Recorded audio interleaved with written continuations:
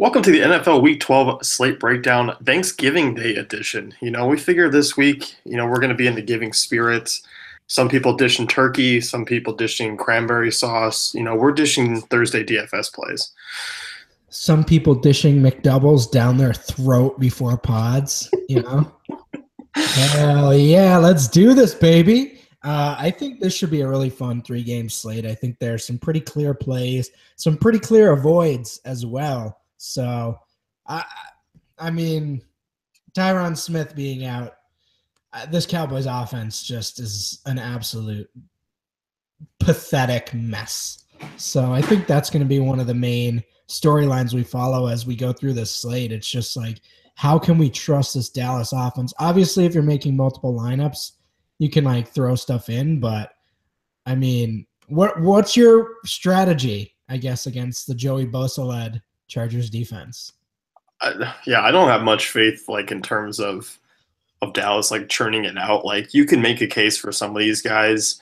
We'll get into the Dez Bryant matchup.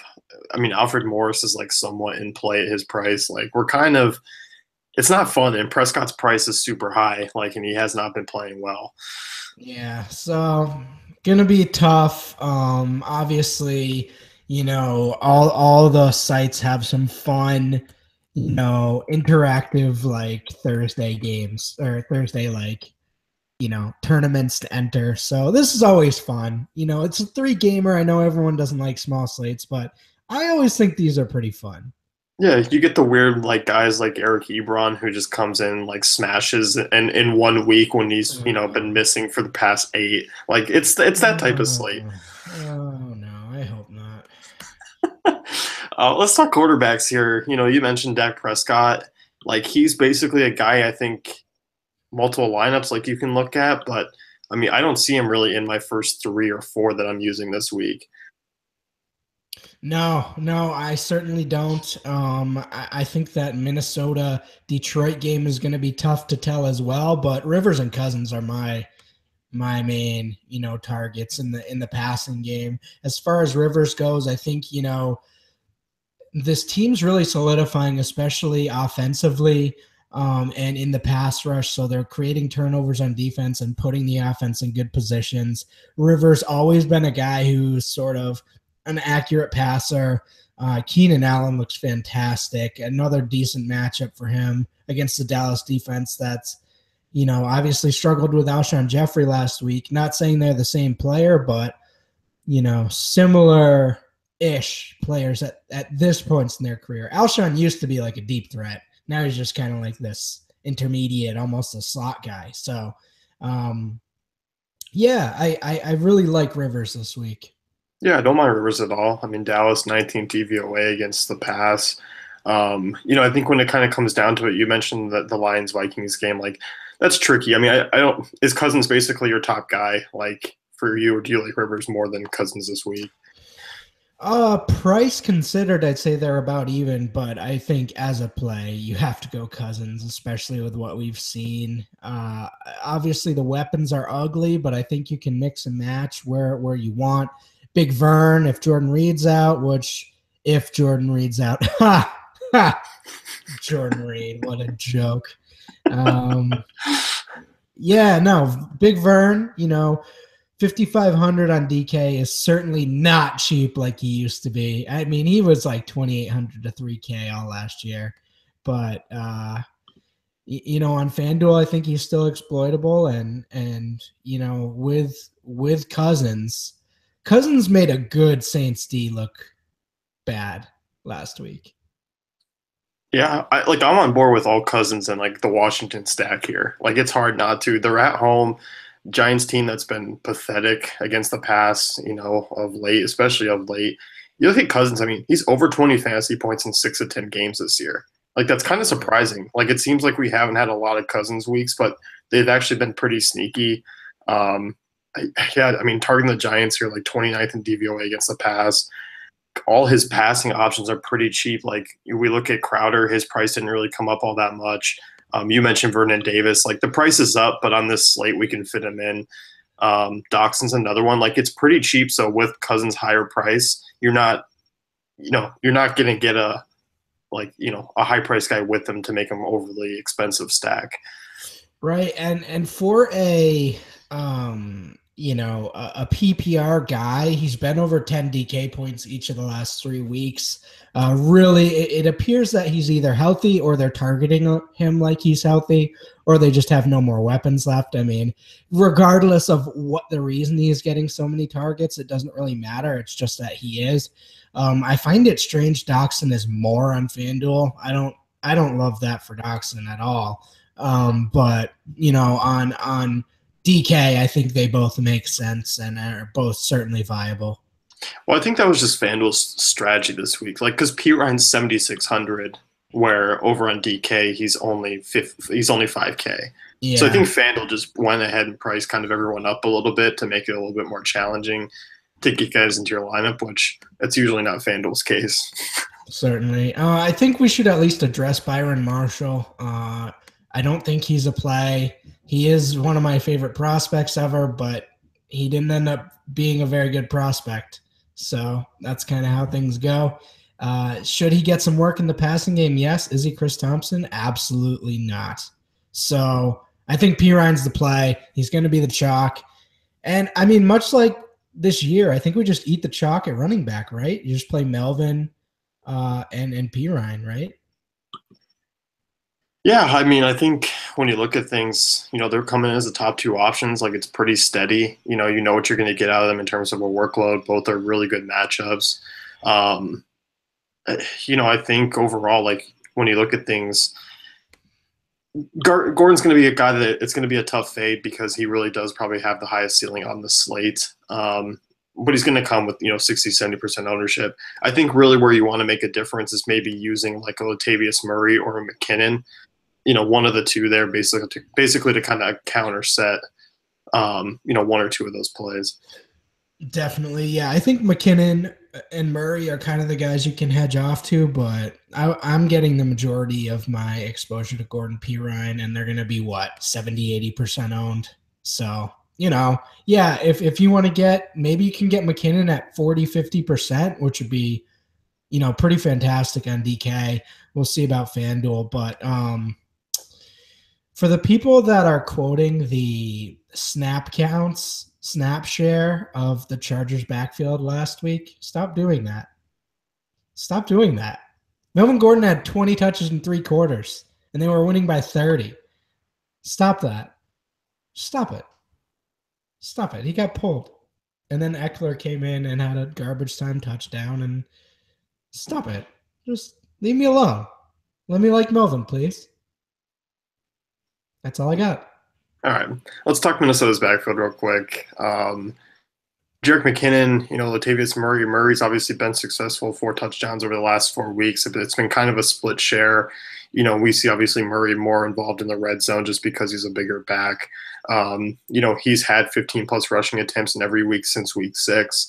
McKinnon, on the other hand, obviously 19 touches last week. He's had 19 targets in the passing game over the last 3. I see him in that range again of like 12 to 15 targets. I think both are interesting plays. Obviously, you look at Detroit, like they're not a bad rush defense. I mean, they're kind of middle of the road, but I think they're kind of intriguing just in terms of tournament options because, like, I don't like, Orleans Darkwa. I don't like Alfred Morris all that much. Theo Riddick's not getting involved enough. Amir Abdul hasn't shown a ton of upside. Like, we're kind of really limited here with running backs. Yeah, my Jerick McKinnon is Jerick McKinnon take was looking really bad after the Cleveland game and the Green Bay game, but we're finally getting back to what I remember, which is like 5 to 13 points a week. I think he can have a really good game this week, especially at his price. But I think we have to be reasonable with our expectations. Yeah. Let's jump back to quarterback real quick because we kind of glossed over Matthew Stafford and Case Keenum in that game. I like him actually. I think that game, because there's no kind of clear-cut options, like both pass defenses are pretty solid.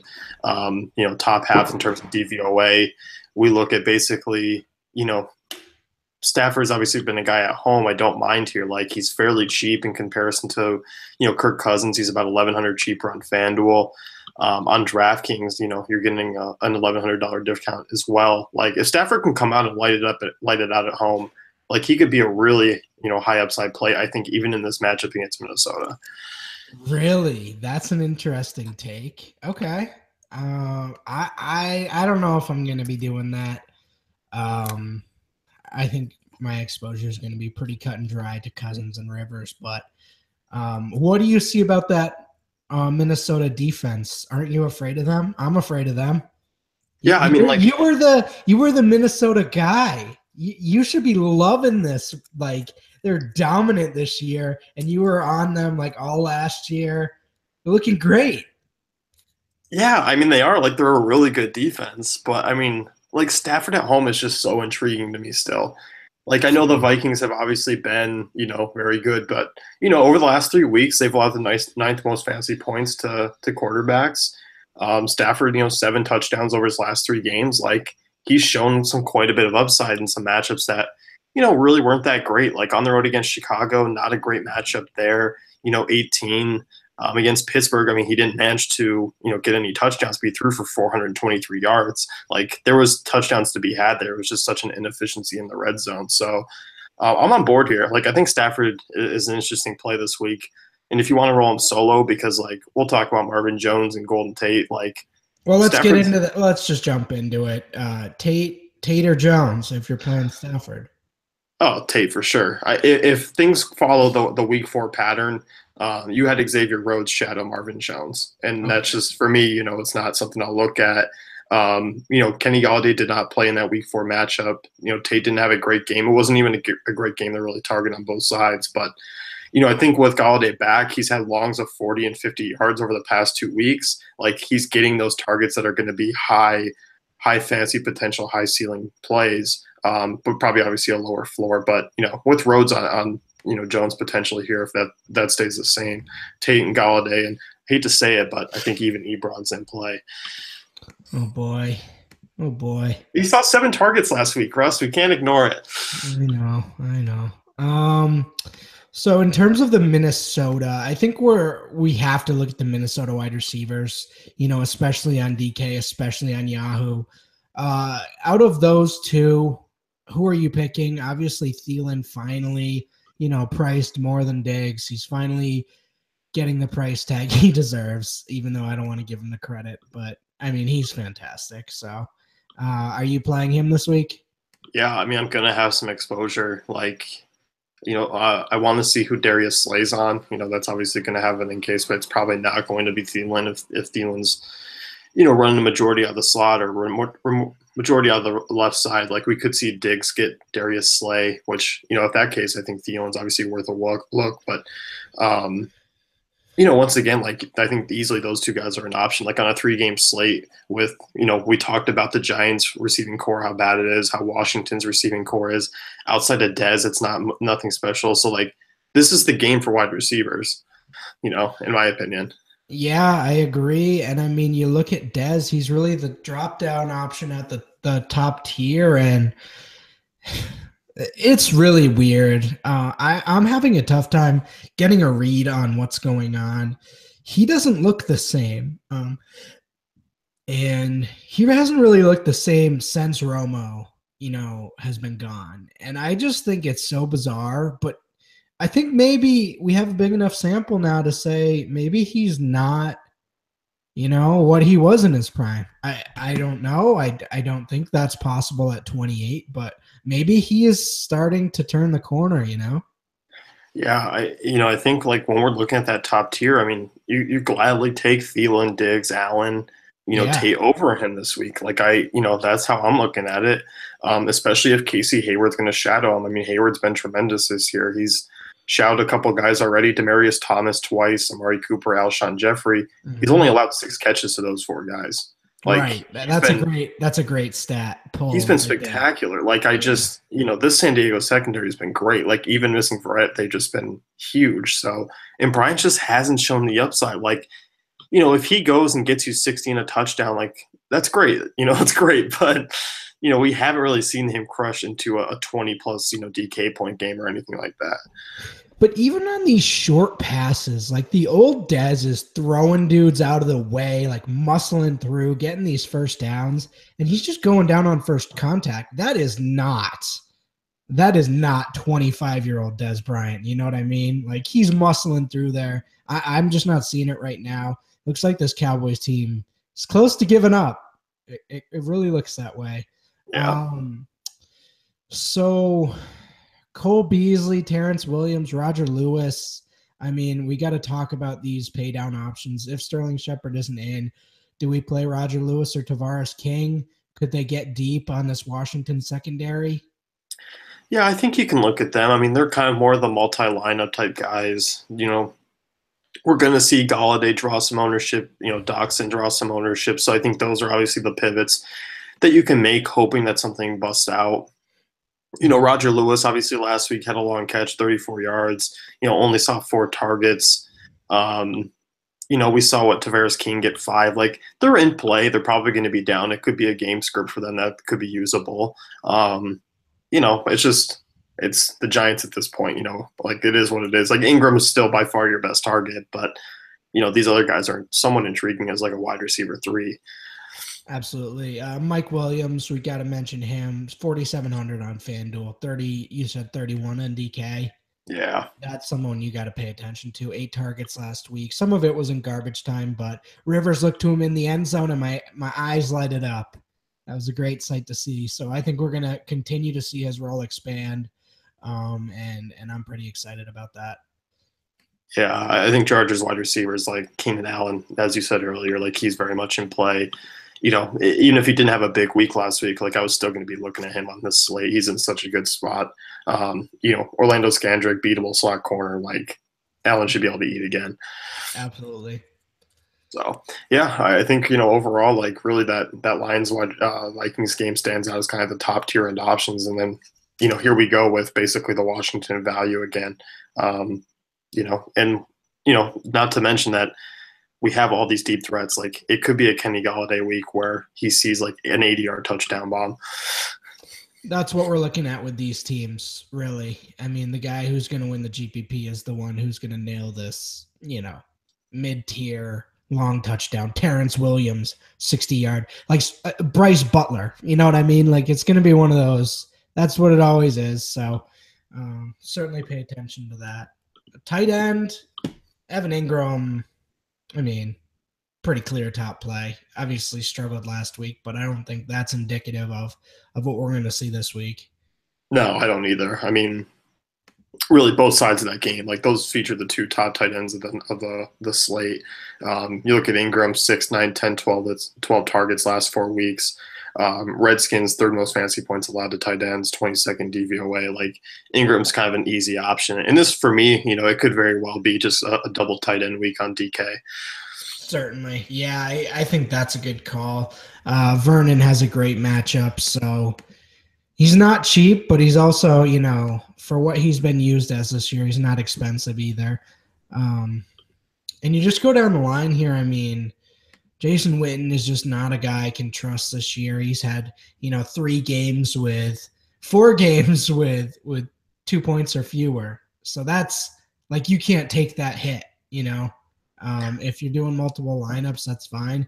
But against Ingram and Davis, like, his chances at 1 point or 2 points are like not as low as I want them to be, Yeah. I think, when I'm looking in that middle range after Vernon Davis and Evan Ingram, it's Kyle Rudolph for me. Detroit 29th in DVOA against tight ends, middle of the road in fantasy points allowed. They just haven't played a lot of good tight ends this year. It's kind of a hedge away from Minnesota wide receivers too. Like you can play it in a stack, you can play him solo. Like I think Rudolph's interesting because like I just don't see myself not playing two tight ends on DK this week. It's really hard. So like I like him in that flex spot. Obviously I think he's a guy who can get 7 targets. He's got that basically in every week, since week 4. PPR wise, like he's going to get you 5 catches. Like, his floor is right around 9 to 10 DK points. So for me, like he's a good staple to a lineup, good spot here because, if you can get Rudolph at 30% comparison to the Vernon Davis or Evan Ingram at 60, like, it's a nice little pivot. Yeah, yeah. And then, the Chargers still love going to Gates in the red zone, don't they? They love it. They love going to Gates in the red zone. Yeah, It's blasphemous. Hunter Henry still going to get his 5 targets a game, so I do think he's in play. But this year, it's going to be next year when we see Henry as a featured guy. So yeah. Like Henry and Ebron are probably like multiple lineup guys that you yeah. can toss in, just basically trying to cover some different angles. And without the 9,600 running back or 9,600 wide receiver, there's no reason to really pay down at tight end this week, unless you're just trying to be contrarian. Like, just go with Ingram or Vern Yeah, or I'll both take that you for. mentioned. Yeah. Yeah. Defense. I mean, when we come to it, like Washington's probably in the best spot here at home. Although you kind of can argue that the Chargers are in just a good spot even on the road because the way Dallas has played has just been awful. Oh yeah, I'm going with the Chargers. 2,800 on DK against, no Tyron Smith means Dak Prescott turnovers. So maybe he's hurt. Like maybe Prescott's hurt because he's never played like this before. He's played with injuries around him, and he's always been fantastic holding on to the ball. So I don't know. I'm just going with the Chargers. Joey Bosa is an absolute maniac down there, and they're cheap. So yeah. Yeah, I'm with you. I mean, Chargers are a cheap team that you can use. I like Washington, obviously at home. Like I think those are the two defenses that I'll use the most of. Probably going to be where I just split my shares, probably about 70-30 between Washington and Los Angeles. Mhm. Washington being at 30%. Detroit's interesting though. I mean, opportunistic defense, they capitalize and can get touchdowns. We've seen them score double-digit fantasy points in 5-11 games. Like Case Keenum could clearly fold. They could lock up the run game. Like we could see Darius Slay go out and shut down one of those main wide receivers. So like Detroit's that GPP defense if you don't necessarily want to go with the chalk options. See, I'm going the other way. I think I'd go Minnesota as sort of my GPP. We're just on the opposite ends of this game, I think, and that's the type of game it is. We just have different takes on that game. So I'm worried about Stafford this game. So I'd go Vikings, but I mean Vikings Lions pretty much in the same tier for me, and then Chargers Redskins clearly the top tier. Yeah. So to kind of wrap things up, we jumped around a little bit. Quarterback, it's pretty straightforward this week. It's Kirk Cousins, it's Phillip Rivers. Basically, kind of the other guys are just multiple lineup GPP options like Keenum, Stafford, Prescott. Like you're just kind of trying to hope for a big game out of them at lower ownership than what Cousins and Rivers will be. Yeah, absolutely. I think it's just a mix and match on 3 game slates. I suggest playing more than one lineup. It's so frustrating on 3 game slates when you play one lineup and you just don't have that one guy. And there's still a chance even if you play multiple lineups, you won't have that one guy. But I just think it's definitely best to hedge on 3 game slates like this, especially with some weird non-optimal matchups. Yeah. Yeah. And then moving through like running back, I mean, it really is Gordon, P. Ryan is the top two options. And then you make your hedges with, McKinnon, Alfred Morris, Latavius Murray. I mean, are you feeling like even taking a chance on Abdullah or No. Riddick? Yeah. Abdullah's going to have 15 carries for 17 yards, and that's just what he does against the Vikings. Wide receivers, obviously, the Detroit and Minnesota side features the bigger names. Jones is probably going to be that easy fade, with Xavier Rhodes on him. We looked at the Washington value options. Des Bryant's, contrarian GPP play this. Maybe not contrarian. He could be if he gets a higher ownership. He's a good GPP fade. But if he actually gets a little bit lower owned, I could see Des being at least a decent shot. And as I say that, Abdullah had 94 yards and a touchdown last time he played Minnesota. So I'll shut up now. Tight end, Edwin Ingram, Vernon Davis, Kyle Rudolph, your three options. The other guys are just necessarily shots. Defenses, Washington, Los Angeles, your top two options. Detroit, Minnesota, your GPP pivots. Nick Novak, 4,600. Oh, yeah. You know what? I talked with Denny Carter today. He Mhm. says, Kai Forbath and Nick Rose are the two guys.